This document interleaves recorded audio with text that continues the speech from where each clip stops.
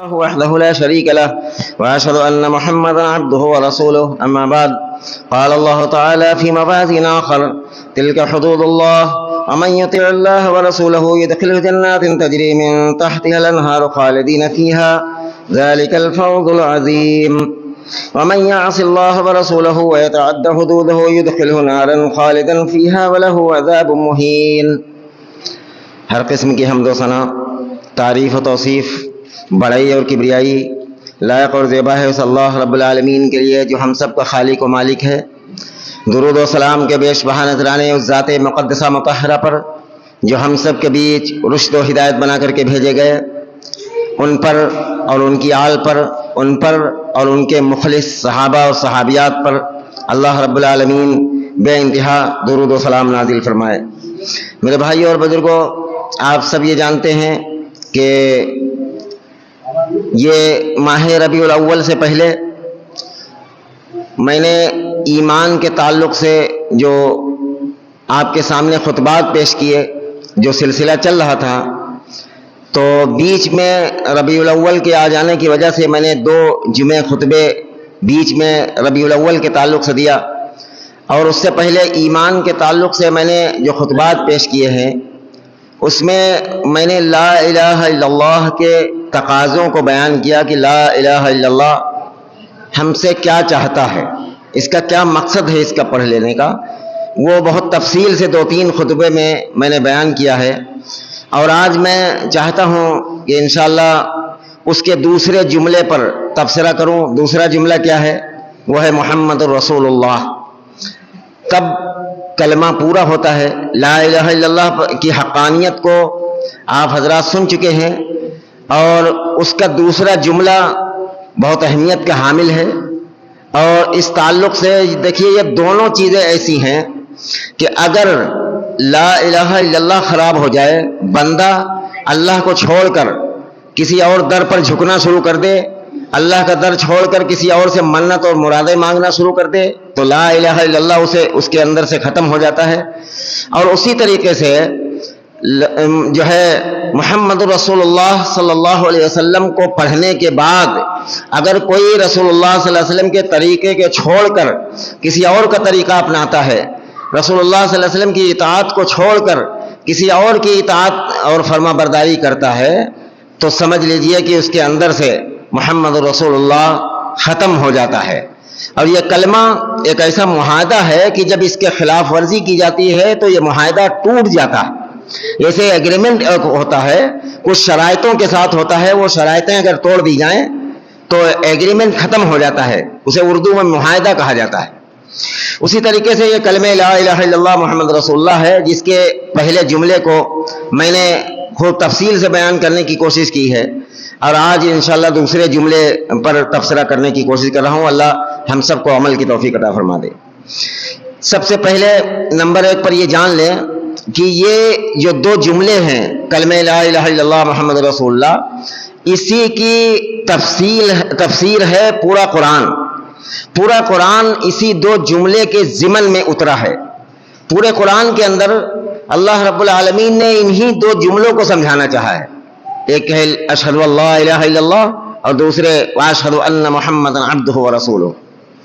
صحیح مسلم کے اندر ایک روایت ہے کہ رسول اللہ صلی اللہ علیہ وسلم نے فرمایا کہ وہ شخص ایمان کا ذائقہ چکھ لے گا، ایمان کا ذائقہ اسے لذت مل جائے گی کہ جس کے اندر اس کلمہ پڑھنے کے بعد اس کے اندر اطاعت آ جائے، لا الہ الا اللہ کا مفہوم اور مقصد سمجھ لے، اور محمد رسول اللہ کی اطاعت اور ان کی اتباع کرنے کا جذبہ آ جائے، تو اس شخص کو کلمے کی لذت اور کلمے کا ذائقہ اسے مل جاتا ہے، پھر وہ اس کے خلاف نہیں ہوتا۔ یہی وہ ذائقہ ہے جو ملا تھا حضرت سیدنا بلال رضی اللہ تعالیٰ عنہ، وہ کالے غلام جنہیں اتنے بڑے جلیل القدر صحابی رسول اللہ صلی اللہ علیہ وسلم کے سگے سسر حضرت عمر بن خطاب رضی اللہ تعالیٰ عنہ مولا بلال کہا کرتے تھے۔ حضرت عمر رضی اللہ تعالیٰ عنہ جب بلال کو پکارتے تو کہتے اے میرے آقا بلال، اے میرے مولا بلال۔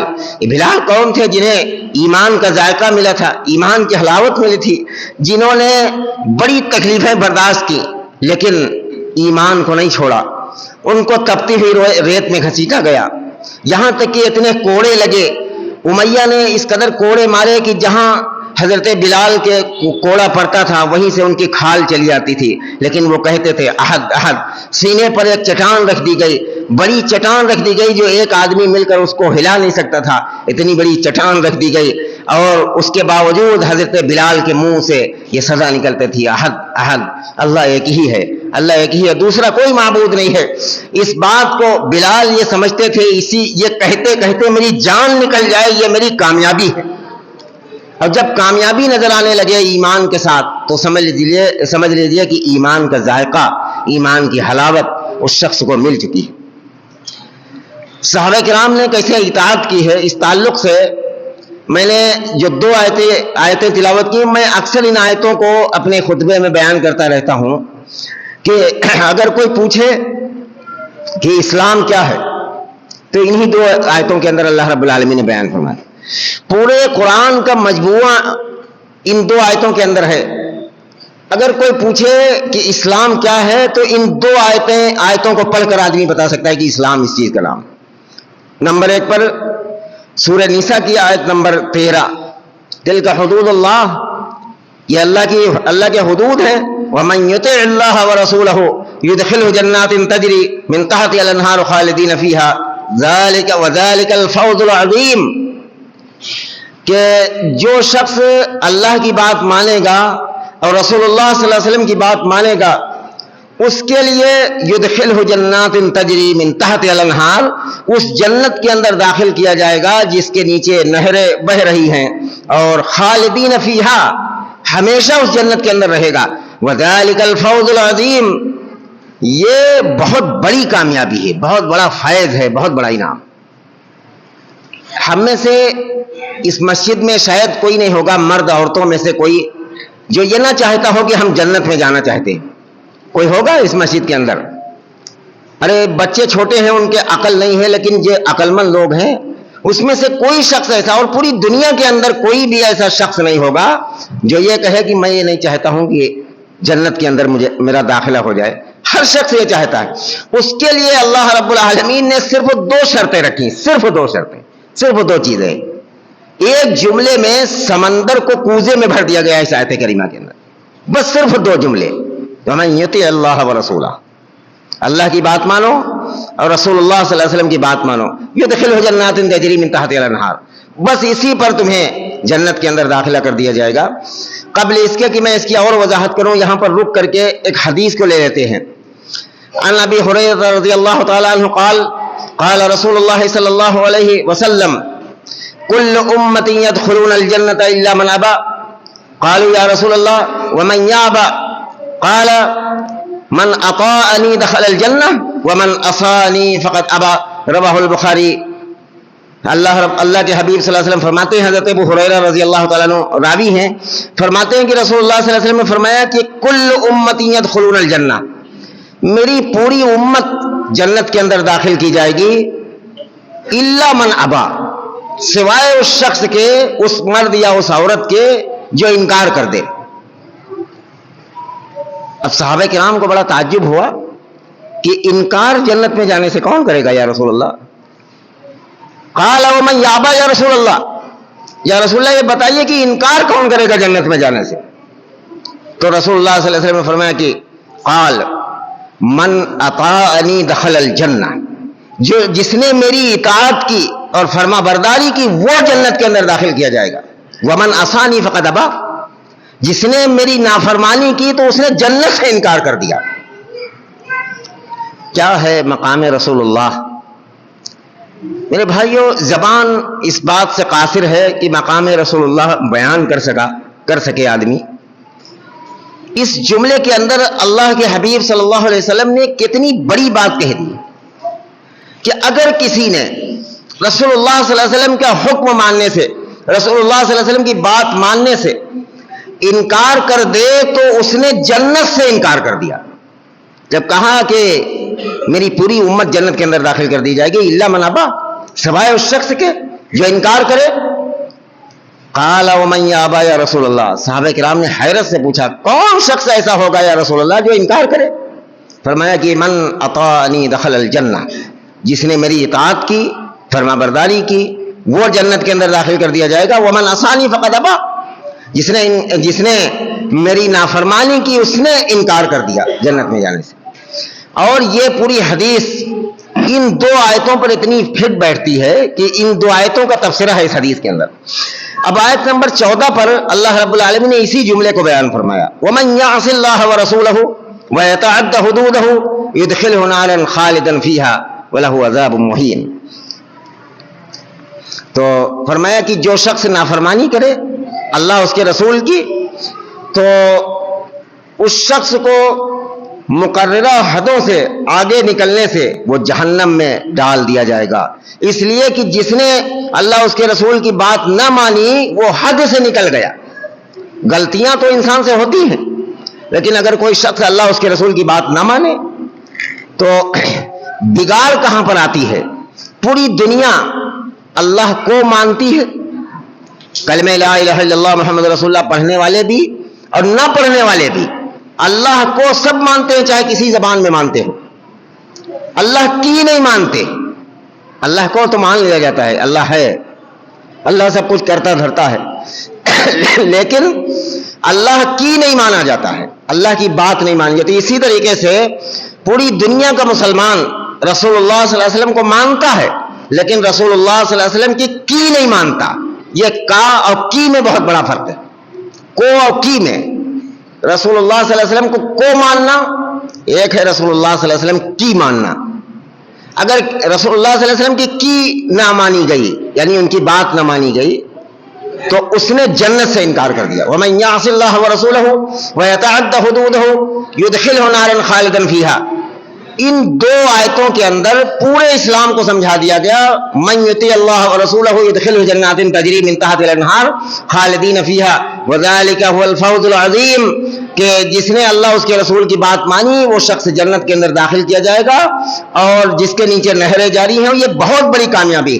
ومن یعص اللہ ورسولہ ویتعد حدودہ یدخلہ نارا خالدا فیہا ولہ عذاب مہین، جس نے اللہ اس کے رسول کی بات نہ مانی وہ ہمیشہ کی جہنم کے اندر داخل کر دیا جائے گا، اور یہ بہت سخت عذاب ہے جہنم کے اندر جس کے اندر وہ داخل کیا جائے گا۔ بس یہ دو جملوں کا نام اسلام ہے۔ کوئی فرقہ، کوئی پارٹی، کوئی جماعت نہیں ہے مذہب اسلام کے اندر، صرف یہ ہے کہ ہر کلمہ لا الہ الا اللہ محمد رسول اللہ پڑھنے والا اللہ کی بات ماننے والا بن جائے اور رسول اللہ صلی اللہ علیہ وسلم کی بات ماننے والا بن جائے۔ بس اسی کو سمجھانا چاہا جا رہا ہے، اسی کو مان لینے والے کو مسلمان کہا جاتا ہے۔ اور ہم تو یہ کہا کرتے ہیں کہ کوئی پارٹی نہ بنو، کوئی جماعت نہ بنو، کوئی فرقہ نہ بنو، صرف اللہ اس کے رسول کی بات ماننے والے بنو بس۔ اب آتے ہیں ان واقعات کی طرف کہ صحابہ کرام نے کیسی فرما برداری کی ہے، اپنے جذبات پر قابو پایا۔ ہمارے اندر یہ خرابی ہے کہ اگر ہمیں کوئی چیز عزیز ہے، مثال کے طور پر کوئی آدمی شراب پیتا ہے، شراب کا اس کا شوق ہے، اگر اسے کہہ دیا جائے کہ رسول اللہ صلی اللہ علیہ وسلم نے اسے حرام قرار دیا، تو اب یہ دیکھا جائے گا کہ وہ محمد رسول اللہ کی بات مانتا ہے یا اپنی خواہش پر چلتا ہے۔ مثال کے طور پر کوئی آدمی جمعے کی نماز میں آئے ہیں، بقیہ اس نماز کے بعد نکلنے کے بعد لوگ نماز چھوڑ دیتے۔ اگر اس ممبر پر کھڑے ہو کر، ایمانداری سے بتاؤ، اس ممبر پر کھڑے ہو کر آپ حضرات کے سامنے محمد مصطفیٰ صلی اللہ علیہ وسلم کھڑے ہو کر اس ممبر پر کہہ دیں کہ نماز پڑھنا ہے، کتنے لوگ فرما برداری کریں گے؟ اگر اللہ کے رسول اس ممبر پر کھڑے ہو کر کہیں آپ حضرات سے کہ آج سے 5 نمازیں پڑھنا ہے، بتاؤ مانو گے کہ نہیں مانو گے؟ اب رسول اللہ صلی اللہ علیہ وسلم کی حدیث کو بیان کرنے والا کوئی بھی ہو، وہ رسول اللہ صلی اللہ علیہ وسلم کی بات ہوتی۔ تو میرے بھائیوں، ماننے کا جذبہ اللہ ہم سب کے اندر پیدا فرما دے، ہر بات کو ماننے کا۔ جو چیز حرام ہے پتہ چل جائے اسے چھوڑ دینا، چاہے وہ کتنی اچھی لگے، چاہے وہ کتنی خوبصورت لگے، چاہے وہ کتنا اس میں ذائقہ ہو، لیکن جو چیز حرام ہے اسے جان جائے تو چھوڑ دے کہ اللہ اس کے رسول کی نافرمانی۔ جو چیز کا حکم ہے، ہمارا دل چاہے نہ دل چاہے، ہم کہیں بھی ہوں، اللہ اس کے رسول کا حکم ہے کہ نماز پڑھنا ہے تو پڑھنا ہے، چاہے کچھ بھی چھوڑنا پڑ جائے۔ اطاعت اس کا نام ہے۔ وقت کم ہے، بہت سارے واقعات ہیں اس تعلق سے، میں چھوٹے چھوٹے 2 واقعات آپ حضرات کے سامنے رکھنے کی کوشش کر رہا ہوں۔ نمبر 1 پر ابو داؤد شریف کے اندر کتاب الجنائز کے اندر ایک واقعہ ہے حضرت عبداللہ ابن مسعود رضی اللہ تعالیٰ عنہ کا، کتاب الجمعہ کے اندر، جو جمعہ کا چیپٹر ہے ابو داؤد کے اندر، اسی چیپٹر کے اندر یہ روایت موجود ہے۔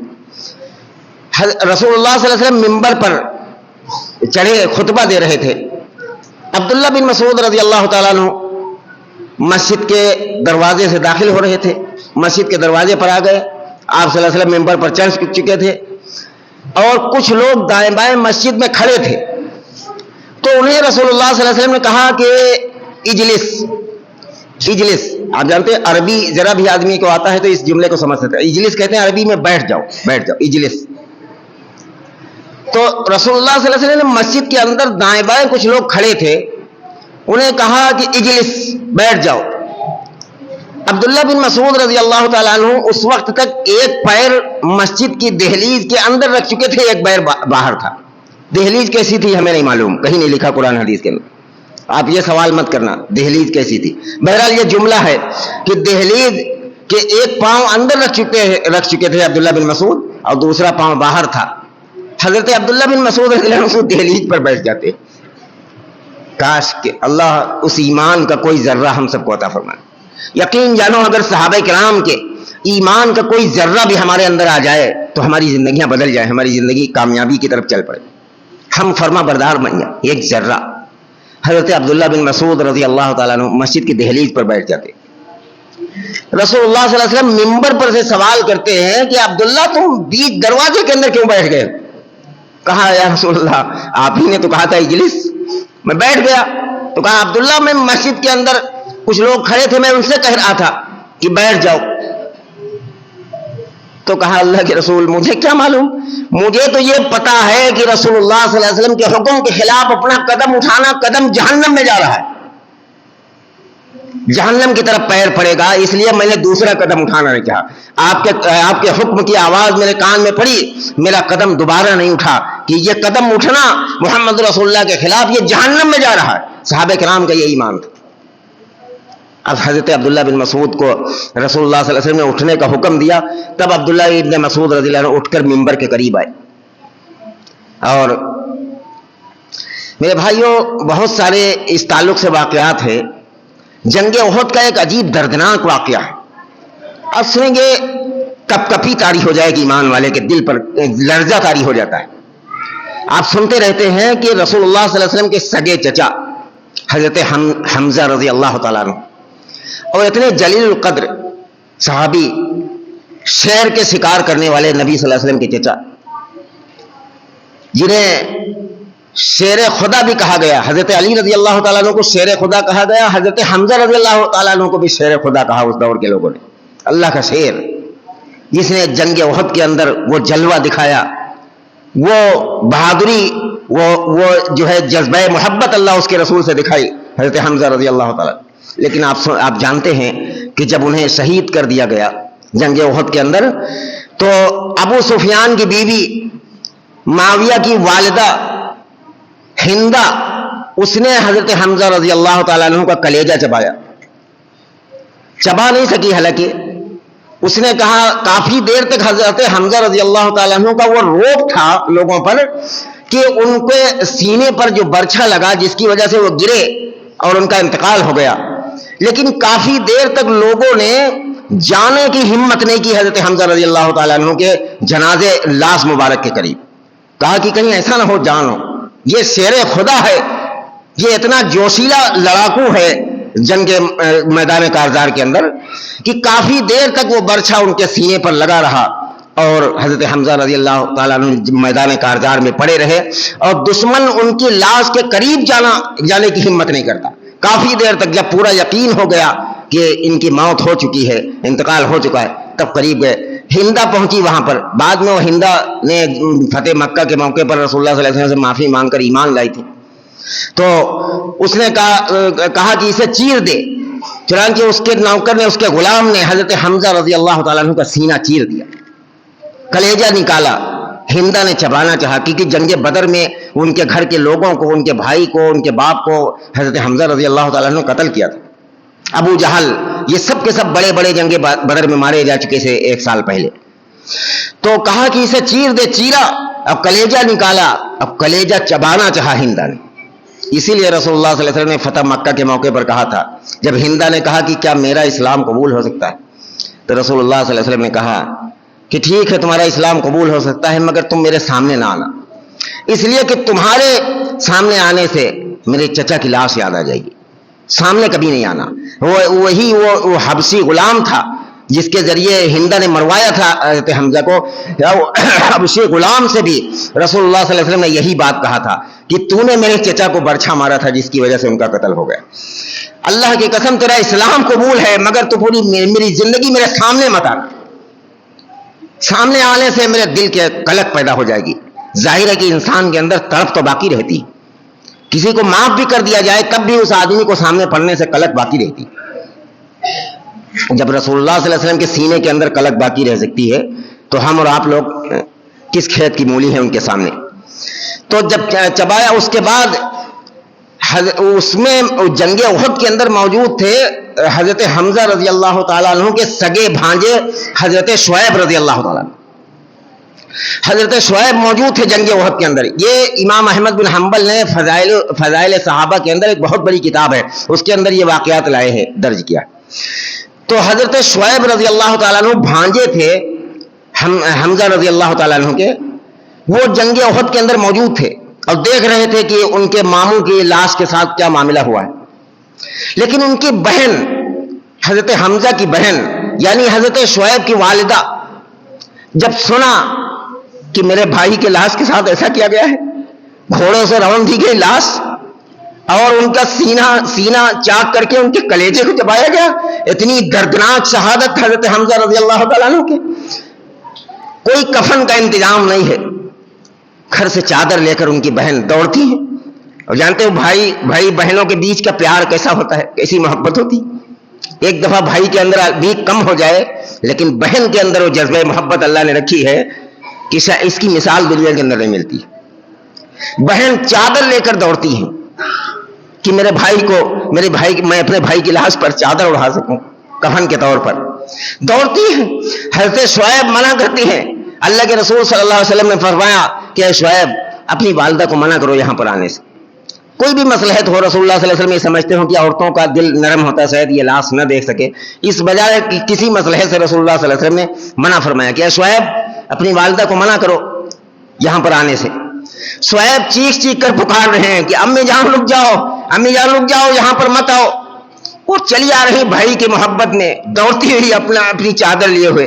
لیکن جس وقت کہا کہ اے شعیب اپنی والدہ کو روکو اور یہ کہو کہ اللہ کے نبی نے تمہیں منع فرمایا یہاں آنے سے. حضرت شعیب چیخ چیخ کر کہہ رہے تھے کہ امی جان مت آؤ مت آؤ. بیٹے کے سامنے ماں کے سامنے بیٹے کی حیثیت ہی کیا ہوتی، بیٹے کا حکم کوئی معنی نہیں رکھتا. وہ کہہ رہے تھے امی جان مت آؤ چیخ چیخ کر، لیکن وہ دوڑتی ہوئی چلی آ رہی تھی اپنی چادر لیے ہوئے. لیکن جس وقت حضرت شعیب نے کہا امی جان رک جاؤ، رسول اللہ صلی اللہ علیہ وسلم نے تمہیں منع فرمایا یہاں آنے سے، اس وقت دوبارہ قدم نہیں اٹھا حضرت شعیب کی والدہ کا. وہ چادر لیے وہیں پر رکے ہو گئے. ایک قدم جو اٹھ چکا تھا وہ آگے کی طرف نہیں پڑا، وہ پیچھے کی طرف اپنے قدم رکھتی ہیں. سلام ہو ایسے صحابہ اور صحابیات پر کے ایمان پر، اللہ ان کے ایمان کا کوئی ذرہ ہمیں نصیب فرما دے. ایک طرف بھائی کی لاش ہے اور دوسری طرف حکم رسول اللہ ہے. صحابہ کرام نے کس کو ترجیح دی ہے؟ کسی کے بھائی کی لاش پڑی ہو اور اس طرح سے اسے قتل کیا گیا ہو کہ درہم برہم کر دیا گیا ہو اس کے سینے کو، اور لاش کے تھوڑا قریب پہنچ چکی ہو بہن، چند قدم رہ گئے ہوں کہ بھائی کی لاش کا دیدار کر لے، زیارت کر لے. اس کے بعد وہاں پر ایک ایسی بات آ جائے جو وہاں پر رک جائے انسان. یہ ایمان کا کتنا بڑا جو ہے فتنہ ہے، اسے آزمائش کہہ لیجیے. فتنہ وہ عربی والا جو آزمائش کے طور پر بولا جاتا ہے. ایک طرف حکم رسول اللہ ہے اور دوسری طرف بھائی کی لاش، لیکن دوبارہ قدم نہیں اٹھایا، واپس چلی جائیں. کہا جب رسول اللہ صلی اللہ علیہ وسلم نے مجھے منع فرمایا ہے تو اب تو اس کے آگے قدم اٹھانا جہنم ہے. صحابہ یہ عقیدہ رکھتے تھے کہ رسول اللہ صلی اللہ علیہ وسلم کی بات کے سامنے اپنا قدم اٹھانا اور رسول اللہ صلی اللہ علیہ وسلم کے حکم کے خلاف اپنا قدم اٹھانا جہنم ہے. اسی لیے وہ ہر بڑے سے بڑی محبت اور بڑے سے بڑا کام قربان کر دیا کرتے تھے رسول اللہ صلی اللہ علیہ وسلم. آپ جانتے رہتے ہیں کہ پہلے شراب حرام نہیں تھی. بخاری کی یہ روایت ہے کہ ابو طلحہ رضی اللہ تعالیٰ عنہ کے گھر میں لوگ شراب پی رہے تھے. پیالے میں نہ جو ہے بڑے برتن سے مٹکے سے نہ کر پیالے میں جانتے ہو کون دے رہا تھا؟ جن کے نام پر ایک ایمان والے کے اندر حرارت پیدا ہو جاتی. حضرت انس بن مالک رضی اللہ عنہ خادم رسول اللہ صلی اللہ علیہ وسلم کی جوتیاں سیدھا کرنے والا, بستر لگانے والا, لوٹے میں پانی بھر کر وضو کرانے والا حضرت انس بن مالک رضی اللہ تعالیٰ عنہ پیالے میں کٹورے میں نہ کر لوگوں کو شراب دے رہے تھے. ابو طلحہ رضی اللہ عشرہ مبشرہ میں سے جن کو دنیا میں کے اندر اللہ کے نبی نے جنتی کہہ دیا, ابو طلحہ کے گھر میں لوگ شراب پی رہے تھے. شراب حرام نہیں تھی اس وقت تک, اور انس بن مالک رضی اللہ تعالیٰ نکال کر دے رہے تھے. اتنے میں رات میں سورہ مائدہ کی آیت اترتی ہے, یا ایھا الذین آمنوا انما الخمر والمیسر والانصاب والازلام رجس من عمل الشیطان. کیا ایمان والو, یہ جوا اور یہ شراب اور یہ بت اور یہ قرآن اندازی یہ سب رجس ہیں, یعنی گندے اور شیطانی عمل. اس پر رسول اللہ صلی اللہ علیہ وسلم نے ایک شخص کو مقرر فرمایا جو اونٹ پر بیٹھ کر ایک ڈنکا بجایا اور کہا کہ من جانب محمد رسول اللہ صلی اللہ علیہ وسلم قد حرمت علیہ الخمر. یہ آدمی محمد رسول اللہ کی طرف سے اعلان کر رہا ہے کہ آج سے شراب حرام کر دی گئی. شراب ہاتھ میں ہے, جام ہاتھوں میں ہے, کٹورا پیالہ گلاس ہاتھ میں ہے, اس میں جام شراب موجود ہے, اور ایک آدمی وہ اس میں سے بولتا ہے چپ رہو, یہ آواز کیسی ہے؟ کان لگا کر کہا انس بن مالک رکو, یہ آواز کیسی ہے؟ آواز آ رہی تھی, وہ شخص بول رہا تھا من جانب محمد رسول اللہ صلی اللہ علیہ وسلم, میں محمد رسول اللہ کی جانب سے اعلان کرتا ہوں. ڈنکا بجاتا تھا اعلان کرتے وقت تاکہ آسانی سے, جیسے آج ڈگی وغیرہ پیٹی جاتی ہے تاکہ لوگ مخاطب ہوں, اس کے بعد اپنی بات کہی جائے. ڈنکا بجا کر اعلان کر رہا تھا من جانب محمد رسول اللہ صلی اللہ علیہ وسلم قد حرمت علیہ الخمر. یاد رکھو کہ میں محمد رسول اللہ کی طرف سے اعلان کرتا ہوں آج سے شراب حرام کر دی گئی ہے. سارے لوگ صحابہ اپنے اپنے جام کو چھوڑ دیتے ہیں, ہاتھوں سے وہ کٹورے وہ گلاس چھوڑ دیتے ہیں, بہہ جاتا ہے, خراب ہو جاتا ہے. وہ مٹکے نہ دیے جاتے ہیں, نالیوں سے بہ رہا جیسے بارش کا پانی بہ رہا. یہ اس دور کے اندر جتنی پرانی شراب جس کے گھر کے اندر ملتی وہ بڑا رئیس مانا جاتا تھا, بڑا آدمی مانا جاتا تھا. بہ رہی ہے. اپنی خواہشوں کو رسول اللہ صلی اللہ علیہ وسلم کے حکم کے مطابق قربان کر دینا, اس کا نام ہے محمد رسول اللہ. اب آگے دیکھتے ہیں کہ ہماری نماز محمد رسول اللہ کے طریقے کے مطابق ہے یا نہیں. محمد رسول اللہ کے طریقے کے مطابق ہے تو سمجھ لیجئے کہ ہم رسول اللہ صلی اللہ علیہ وسلم کی مان رہے ہیں, صرف رسول اللہ صلی اللہ علیہ وسلم کو نہیں مان رہے. ہمارا روزہ, ہمارے اعمال, ہماری قربانی, ہمارا سب کچھ اگر رسول اللہ صلی اللہ علیہ وسلم کے حکم کے مطابق ہے تو ہم محمد رسول اللہ کو صرف نہیں مان رہے, محمد رسول اللہ کی بھی مان رہے. اگر یہ سب چیزیں نہیں ہیں تو ہم زبان سے صرف محمد رسول اللہ کو مان رہے ہیں, جسے کام چلنے والا نہیں. کام چلے گا جب محمد رسول اللہ صلی اللہ علیہ وسلم کی مانی جائے گی. قبر کے اندر جب پوچھا جائے گا, صحیح بخاری کے اندر, ما کنت تقول فی ھذا الرجل, اس شخص کے بارے میں, اس مرد کے بارے میں بتاؤ یہ تمہارے اندر بھیجے گئے تھے. مومن اگر محمد رسول اللہ کی بات مان کر اس نے زندگی گزاری ہے تو قبر کے اندر جواب دے گا وہ محمد رسول اللہ ہیں جو ہمارے اندر بھیجے گئے تھے, ان کے پیچھے ہم چلتے رہے پوری زندگی. میرے بھائیوں, کوئی چیز انسان کو جہنم سے نہیں بچا سکتی سوائے اس کے کہ جو اس آیتوں کے اندر اللہ رب العالمین نے بیان فرمایا. سورہ نساء کی آیت نمبر 13 اور 14, تلک حدود اللہ ومن یطع اللہ ورسولہ یدخلہ جنات تجری من تحتہا الانہار خالدین فیہا ذالک هو الفوز العظیم, کہ جو شخص اللہ اس کے رسول کی بات مانے گا اللہ رب العالمین اس کو جنت کے اندر داخل کر دے گا, چاہے وہ کوئی بھی حکم ہو, نماز ہو, روزہ ہو, سارے احکام ماننا. اور اسی طریقے سے ومن یعص اللہ ورسولہ ویتعدی حدودہ یدخلہ نارا خالدا فیہا ولہ عذاب مہین, کہ جو شخص اللہ اس کے رسول کی بات نہیں مانے گا وہ ہمیشہ کی جہنم کے اندر داخل کر دیا جائے گا, اور جو بڑا دردناک عذاب ہے. اللہ رب العالمین سے دعا ہے کہ جو باتیں کہی اور سنی گئی ہیں اللہ ہم سب کو اس پر عمل کی توفیق عطا فرما دے. یا رب العالمین ہم سب کو جب تک زندہ رکھے اسلام پر, جب موت دیجیے تو ایمان پر خاتمہ نصیب فرما. اپنی اور اپنے رسول کی سچی پکی محبت نصیب فرما یا رب العالمین، اپنی اور اپنے رسول کی سچی پکی اطاعت نصیب فرما یا رب العالمین، اپنے نبی کی سچی پیروی نصیب فرما، شیطان کی پیروی سے، شیطان کے فریب سے اللہ پوری امت مسلمہ کی حفاظت فرما یا رب العالمین، پوری امت مسلمہ کو اپنی اور اپنے رسول کی بات ماننے والا بنا دیجیے، ادھر ادھر فرقوں میں بٹی ہوئی امت کو اکٹھا فرما دیجیے، پوری امت کے اندر اللہ قرآن و سنت کی بات کو عام فرما دیجیے، باطل طرح کی تعلیمات کو رد فرما دیجیے، قرآن و سنت کے علم کو لوگوں کے اندر عام فرما دیجیے، عام کرنے کی ہم سب کو توفیق دے دیجیے، پورے لوگوں کو قرآن و سنت کی تعلیمات کو سمجھانے کی ہمیں صحیح طریقے سے توفیق دے دیجیے یا رب العالمین۔ اس وقت جو بیماری کی وبا پھیلی ہوئی ہے اللہ، اس بیماری میں ہم سب کو اپنے آپ کو آپ کے سپرد کرتے ہیں اللہ، تمام طرح کی مختلف قسم کی بیماریوں سے ہم سب کی حفاظت فرما، جو بیمار ہیں گھروں میں اسپتالوں میں یا رب العالمین انہیں شفاء کلی نصیب فرما، بقیہ جو زندگی بچی ہو ایمان کے ساتھ اور دینداری کے ساتھ گزارنے کی توفیق نصیب فرما، ہم سب کی جائز تمناؤں کو، جائز خواہشوں کو، جائز مرادوں کو پوری فرما دیجیے، اپنے کرم سے اللہ ہم سب کو ایمان اور صحیح اعمال کے ساتھ اچھی صحت اور تندرستی اور لمبی عمر نصیب فرما، اپنے کرم سے قبول فرما لیجیے۔ وصلی اللہ وسلم عباد اللہ رحمکم اللہ، ان اللہ یأمر بالعدل والإحسان وإیتاء ذی القربى وینہی عن الفحشاء والمنکر والبغی یعظکم لعلکم تذکرون، اذکروا اللہ العلی العظیم یذکرکم وادعوہ یستجب لکم ولذکر اللہ تعالی اعلی واولی واعز واجل واتم واعظم واکبر۔